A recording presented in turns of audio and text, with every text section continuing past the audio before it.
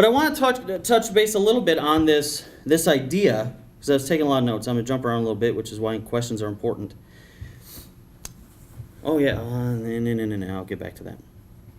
There's this idea right now that the economy is lopsided, the economy's bad, the economy's this, the economy's that. I did a class once for MBA students, probably 12, 15 of them. None of them, these were graduates, by the way, none of them knew what the economy actually was.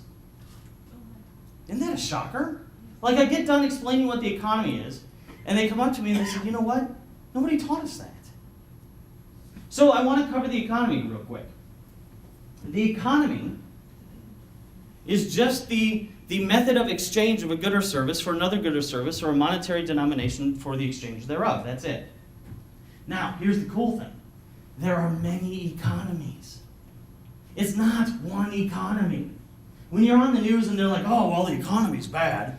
Which economy? In that same time period where the economy's bad, we've added more than 1 million millionaires. Wasn't bad for those 1 million people. So you have a personal economy. If the economy is bad, yet the mayor of Tomah welcomes in, yeah, that got your attention, didn't it? She's over here texting people, just so you know. She's over here texting somebody, and I thought, how can I get her to look up? I'm probably not getting the key to the city now. Just give me a hard time.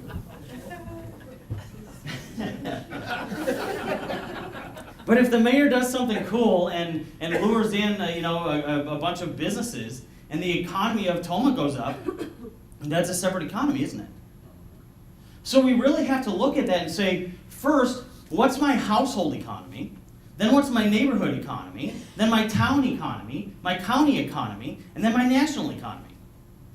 There's this delusion out there that has us thinking, in order to fix things, we have to fix it at a national level. That's stupidity on a stick. I was on an airplane once, and the lady said, if oxygen masks fall from the airplane, put yours on first before helping anybody next to you, right? There's a lot of sense to that. But they've convinced us, well, we can't fix our life until we fix the county. We can't fix the county until we fix the state. We can't fix the state until we fix the government on a federal level. Now they're trying to convince us we can't fix the government on a federal level until we get involved in international global politics. And it's ridiculously stupid. So the first point I have to make is make sure your personal economy is the one you focus on first. And the awesome thing about that is personal economies thrive in downtimes. Massive amounts of wealth are created when the economy is bad. Wages go up when the economy is good, but wealth doesn't. Because they're not related. So let's talk a little bit more about the economy and this elusive 1%, because since I'm up here, I might as well dispel some myths. I get this pitch all the time that, Josh, the 1% is the problem. It's their fault that we don't have any money. It's their fault that the economy isn't growing. Let me tell you something. 1% of 350 million people is 3.5 million people. 3.5 million people did not meet at Denny's last week to conspire against you. It didn't happen. Does that make sense? What really happened was a thing called inflation. Inflation has a practical level of 10% a year every year since 1869. 10% practical since 1869. Now, they don't tell you that. There's an organization called the CBO, Congressional Budget Office, that comes out with a number. In 1998, they had to change how they calculated the number because it kept coming up with 9+%. So they actually changed the math. But Bobby was a great example. Remember how much a meal cost for Bobby? $0.25. If inflation was still 3%, it would still be under $1. So that at that point, even a $5 footlong seems expensive. So don't believe this myth that, inflation's 3 to 4 or 5%. It's not. 2011, there was congressional testimony that suggested even if they went back to the old math, which doesn't include food, by the way, because then, everybody would be going backwards. It would still be at 9.5%. So you have to be careful there. And the same is true with the entrepreneurs. How many entrepreneurs in the room? If your business is not growing 8 to 10% a year, you're going backwards. Period. Here's the problem that I get with most small business owners.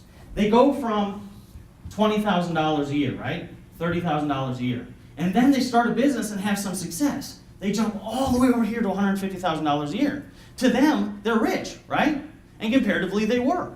But then they do this for 5 years, which essentially cuts that in half. And then you hear, oh, well, I'm working harder than I've ever worked, but it seems like I'm making less. Because you are. So your strategic plan has to have in it an 8 to 10% growth plan every year, year after year. Or you have to figure out something else to do. But I want to get back to the economy again for a second.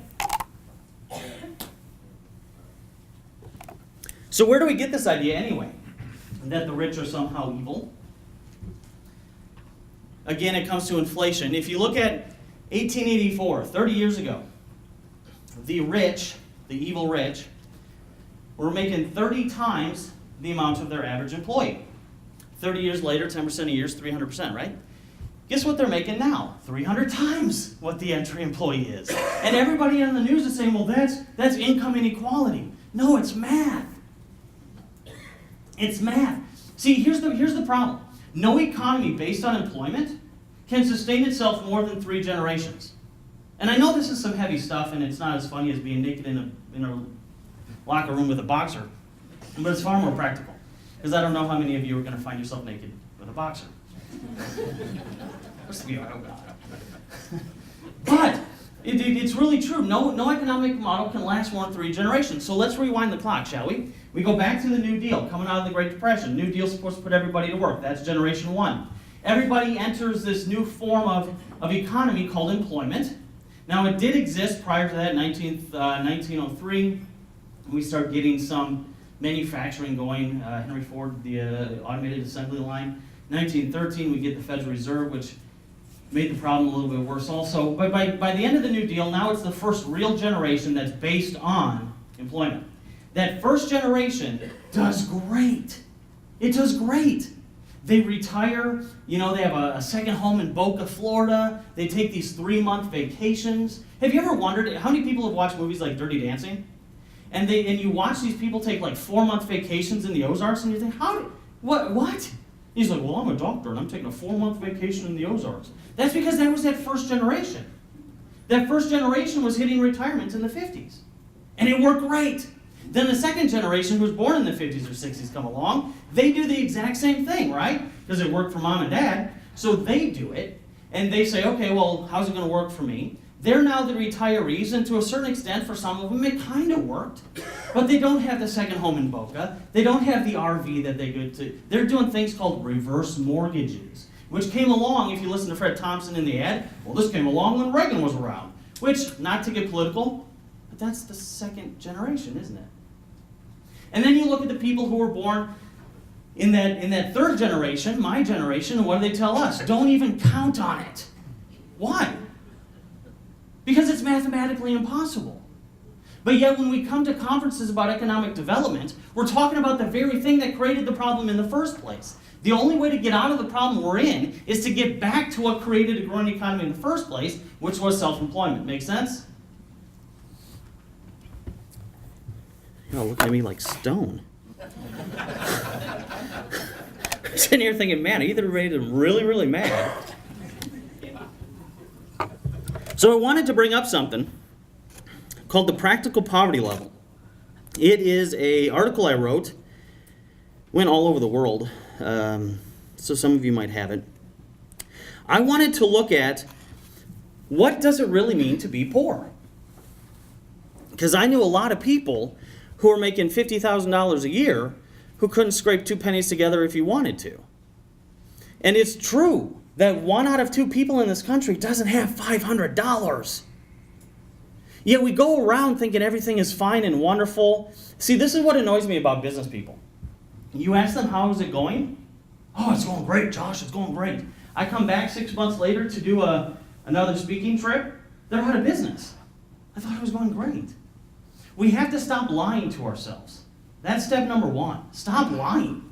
It's not going great. 83% of small businesses in this country are failing. That's not great.